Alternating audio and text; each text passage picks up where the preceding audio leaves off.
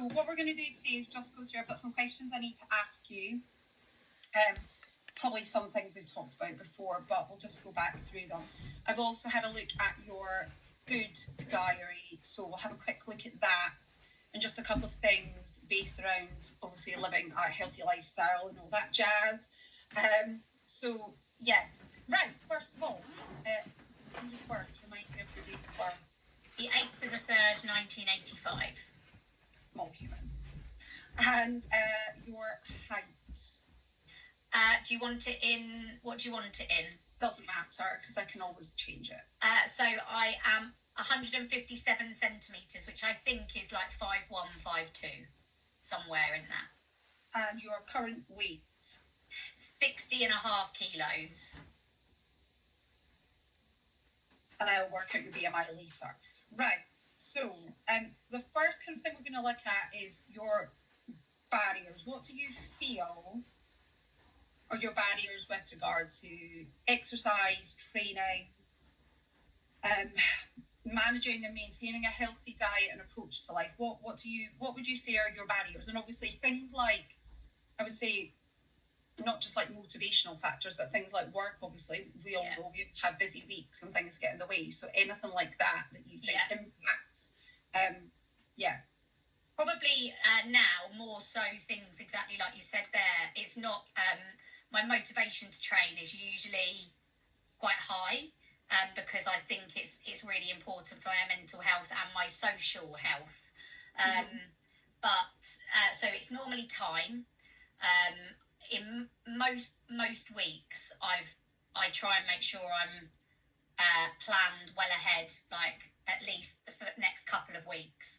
But even with the best intentions, if I go into the office, because it's a 3-hour drive, sometimes I can get stuck on the motorway, and then I could get back for like 7:15, but then the thought of going into the gym for a 7:30 class, knowing that I start work at 8 the next morning, it's sometimes that becomes more difficult. So time, sometimes when I have to go to the office. And then probably my other biggest barrier is I love a drink.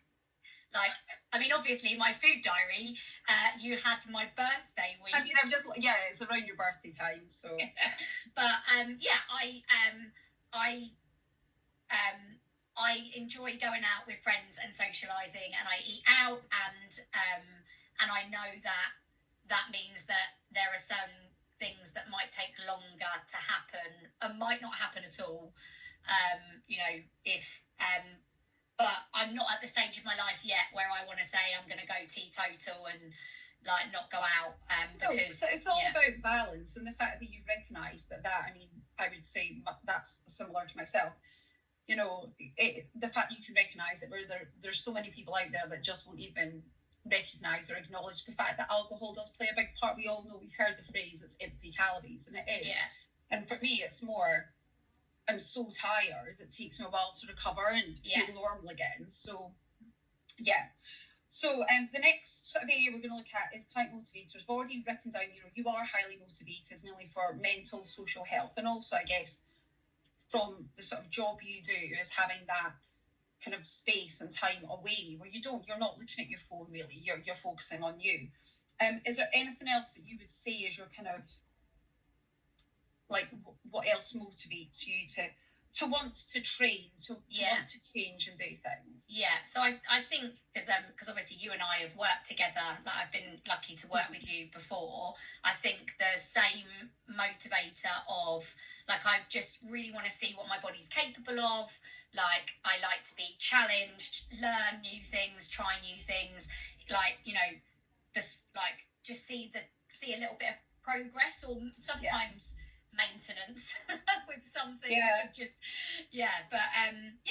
Like, challenge myself, see what's possible. Like, I'm 40 now, and I know that, like, probably the next 10 years, like, training in 10 years time will look very different to how training does now. So it's just, I'm just you'll just be lifting heavier in 10 years time, that's all. Maybe, hopefully. Okay, so we've got to think about strategies to overcome barriers, maximise motivators. So time, I mean, you've already said, you plan ahead. So what we'll do is when I come to plan your program, my suggestion was going to be that we do a weekly check-in rather than fortnightly like we did with the last vlog, just because I think I've got to coach myself, and a weekly check-in for me I find is really, really helpful, and it also means that you can have that open dialogue, you can have that conversation. My plan was I was going to try and buy an app for the next 3 months, but I was told not to waste my time doing that and just to use Google Forms, so I'll probably do that. But it means obviously you can, I want you to feedback and to give me notes, and if you want to send videos or whatever, because I think that will help maximise, you know, to prove sometimes what your body's capable of, because I think sometimes we fall into a trap of thinking we're stuck in a rut, and actually when you go back and you look, you can see there's tiny little tweaks to maybe your performance standards, your mobility, whatever. So I think we'll continue to sort of plan ahead and have those kind of weekly check-ins, which I'm completely flexible, so we can work it out, do it face to face, do it by phone, whatever works. But just thinking about like alcohol, and obviously looking at your food diary, and obviously it was your birthday week, so we're not going to judge you on that, but you know, one thing I would say is, you know, your water, you have a lot of your water is linked to like your coffee or your protein shake. I think one big thing for me that would help you, and it would also maybe help you when you are, you know, if you do go out and you have a glass of wine with dinner, which absolutely I would never say that that's banned. I would never encourage that, because I think when we cut things out, that's when we want it more. But I think just to try and get more water in throughout the day, and I know it's difficult, really, really hard, but if you could try and not get to the point where you're just thinking, oh, a hydration sachet will sort me out, or I'll quickly glug loads of water before I go to the gym. It's just trying to keep that consistency. So what I might do is part of your targets is maybe try and say, you know, let's aim for, I'm not even going to say 500 mils by like 10:30 a.m, but even if you've got 250 mils, and even if part of that water, like I've got one of these. I'm terrible. I work from home, and you'd think that it's like ridiculous, but I'm terrible at that, usually because I'm in a lot of back-to-back meetings, of going downstairs, making myself a drink and bringing it back up. As soon as I've got it in front of me, I drink it, but my barrier often is having it in front of me to start with, so I'll try and do that. Yeah, and even if, you know, obviously the weather's getting warmer, put some ice in it, whatever. I mean, I think you've got down to 4 glasses of water most days. That equates to about 1,200 millilitres. So ideally, you want to get that up to at least 2,000 millilitres. I'm going to put a sticky note on my on one of my things that says, Katie, drink have water. you had a drink? And the other thing, you know, obviously a link to that is, would there be, and I'm not going to say you would stick to this rigidly, because, you know, every week is different. We have different things that crop up. But even saying, you know, reducing your alcohol down to even 2 days a week rather than, I mean, I know for the fact that when I was off on holiday a few weeks ago, there was a point where I realised I had 7 days and I pretty much had a drink every day. And again, that's fine. I didn't beat myself up about that, and I think you need to have that kind of mindset as well, not to feel guilty. Sometimes life gets in the way, but how we can counter, I think drinking more water, we can counterbalance that a little bit. But maybe if you think about when you're planning ahead, because you're talking about planning ahead for your training, you know, plan ahead with, okay, well, you know, I'm not gonna have a drink today. I'm gonna do this. And I know that obviously you went out for dinner yesterday and you didn't. You had soft drinks instead. Exactly. So, you know, it's that balance. So what we can do is we can look at just how to support you a little bit more with that balance. But I think the key thing for you is to aim for the 2 litres of water would be a really good plan. Okay, so next thing, obviously, lifestyle, occupation, hobbies. So you've got, in theory, I know you've now got a standing desk, which again, that will maximise your outcomes and maximise your motivators. So obviously, you know, your learning development leads, and obviously you work from home a lot, so that can be quite difficult. Hence why actually training is really important to give you that mental stimulus as well.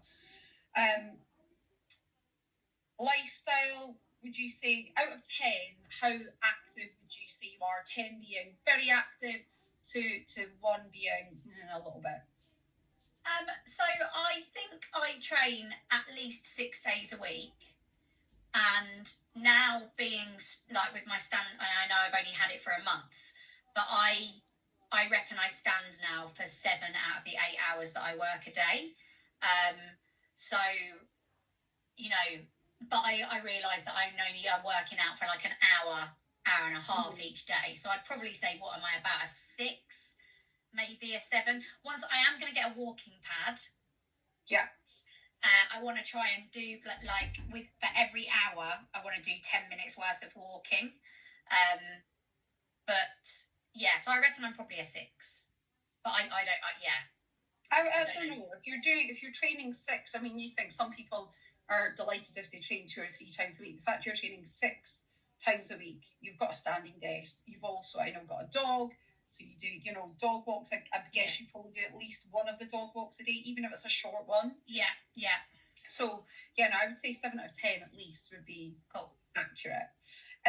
Okay, exercise preferences. Obviously, CrossFit is obviously the key one. Yeah. And that's obviously multimodal, so you're covering lots of different aspects. Is there anything else you'd want me to factor into your program? Because obviously, you know, I know that in classes we're covering a lot of running at the moment, as well as skill work. And obviously in the last block you worked on your double dumbbell work. And I have to say, from observation, I think that you're looking a lot stronger, particularly when you're doing anything like a clean and jerk. You're looking more comfortable. So, you know, is there anything in particular that you would want as a sort of preferential? I think I'd still like to work on the double dumbbell. Okay. And my strength in like this position, so in pulling, but like pulling to higher than my chin, like where there's a bit of like angle in my shoulders. So it's like that lat strength. Yes, yeah. Okay. Are you, with regards to like cardiovascular? So obviously we've got some double dumbbell work. Is there anything cardiovascular like running, or do you want to stick with rowing, or would you like to improve? I'm terrible on the bike. The assault bike? Yeah, I hate cycling. So I've got the program that you did for me for rowing. I haven't done it for the last couple of weeks, but I did it for longer than we worked together, and I like that, and I have obviously seen an improvement, funnily enough, in my rowing. And I like this morning I went for a run. Like, I'm not a massive fan of running because I've had 2 knee operations, and like but I'll run. I hate the bike, and I literally get on it and I've already decided that I can't do it. Like, it's like I find the lactic acid burn in my leg too much, and I just give up. I'm like, no. Especially if you're going from something like that straight into like box jumps. It's that issue, doesn't it? Yeah. Cool. Okay, so we'll put assault bike. Is there anything, I'm just thinking barbell related, if you had to think, I know that obviously you're already working on things like your Olympic lifting, but is there anything barbell wise, whether it be deadlift or whatever, that you think actually I'd really like to sort of test and improve on? Or so does it count? There's one that I'm really interested in doing, which is like the first part of a clean and the first part of a snatch. So just, is it like a high pull? Yeah. Does that count? Yeah. Because I think I practice like my specific Olympic lift skills. What we can do is we can do high pulls, but we'll link it into. We'll get you doing some deadlifts. Like, I think some deficit deadlifts. I've done them, they're horrible. Some deficit deadlifts in the clean grip. So that means both, like, basically in your hook grips, so thumbs around the bar. So not doing the alternate grip that we all like to do when it gets heavy. So getting used to those heavier weights in that uncomfortable position. Definitely tape up your thumbs. And we'll work on some high pulls. But what we'll maybe do is some high pulls initially.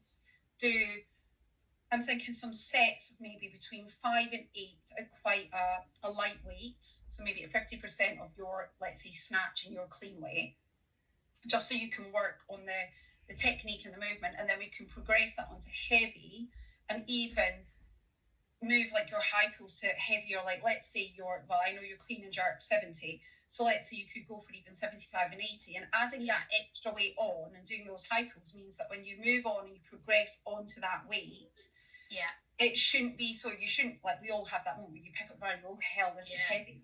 But you're not going to have that moment. You're going to be like, actually, this feels okay, and I'm quite comfortable with it. As you were saying that, it just made me think, actually, one of the things that I don't do a lot is power cleans. Okay. So all of my cleans are squat cleans. And when I come to power clean, I know that I can lift it, but I can't get under it. And so like I do like a funny starfish thing. So if it can transfer into that, definitely. Or even, that'd be great. Well, we can definitely do that. And then what we can do is, depending on, I'm sure you'll make quite quick progress through this, but depending where we get progress-wise, then what we could potentially look at is even doing that kind of power clean barbell cycling as well. That could be something we could look at. Yeah. Perfect. Okay, right. We are whizzing through some bits and pieces here. So, your kind of overarching goals, I guess. What would be, by the end of the kind of 12-week block, what would be your kind of ideal situation to be in? So I'd like to be able to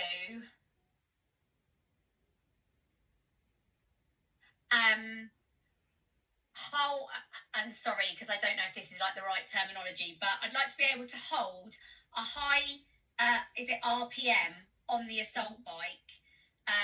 Like whenever I have something where I've got to do like 6 or 9 calories, like I bonk out at like 3, and then I'm like, oh, I can't do it. So like being able to hold like a steady RPM on the bike would be great for that.